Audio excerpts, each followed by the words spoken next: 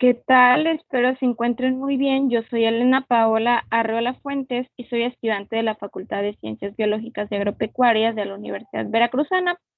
Curso el sexto semestre de la carrera de Biología y hoy les voy a presentar el tema que son los tipos de selección por parte de la experiencia educativa de evolución. Para comenzar, tenemos los tipos de selección y entre ellos se destacan tres que son la selección natural, la sexual y la de parentesco. En primer lugar, la selección natural se define como el proceso de adaptación al entorno mediante el cual solo los seres vivos son con ciertas características se van a reproducir y así van a transmitir a la siguiente generación su genotipo o genoma. Este proceso es un proceso lento que tiene lugar a lo largo de las generaciones y bueno, eh, esta selección natural fue propuesta por Darwin como medio para explicar pues la evolución biológica. Entonces, la selección natural va a establecer que las condiciones de un medio ambiente van a favorecer o van a dificultar, o sea, es decir, que van a seleccionar la reproducción de los organismos vivos según sean sus peculiaridades o sus características directas. También en la teoría de la selección natural nos dice que los organismos suelen producir más descendientes que los que pueden sobrevivir y reproducirse. También los descendientes que sobreviven tienden a ser los mejor adaptados y bueno, los descendientes también van a heredar los caracteres de los padres. Y como consecuencia de todo esto anterior, al cabo de muchas generaciones, las estirpes mejor adaptadas se van a imponer a los más débiles o menos aptos a este tipo de ambientes.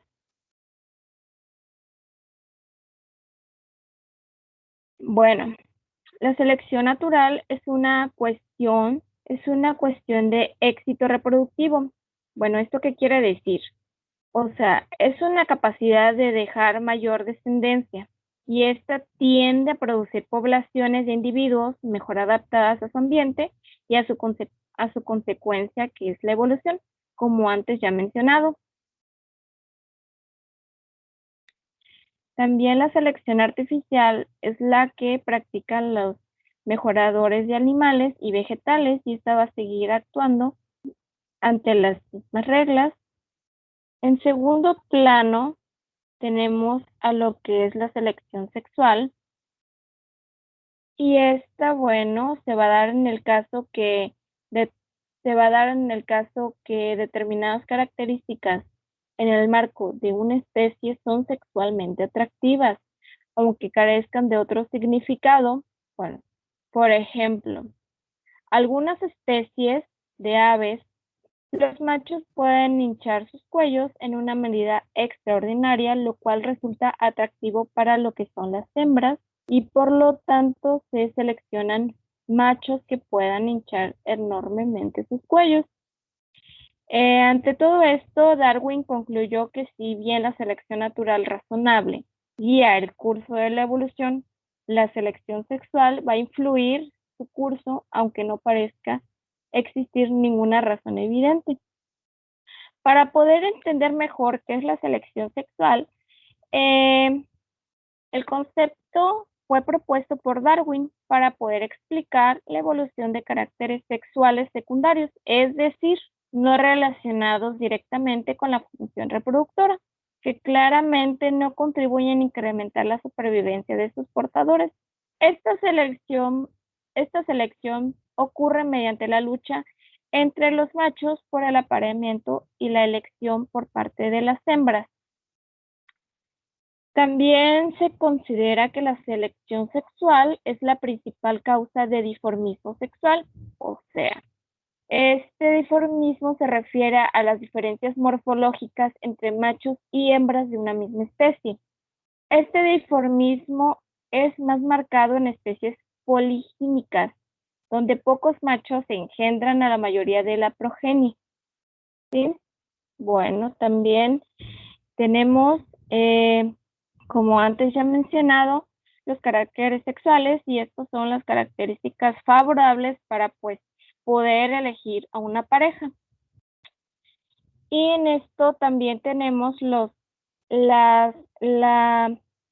la selección sexual se puede dar de dos maneras, que es la selección intrasexual y la selección intersexual. En la selección intersexual se define como miembros de un sexo que van a ejercer presión sobre las características del sexo opuesto, y en la intrasexual son los dos individuos del mismo sexo por tener el sexo opuesto.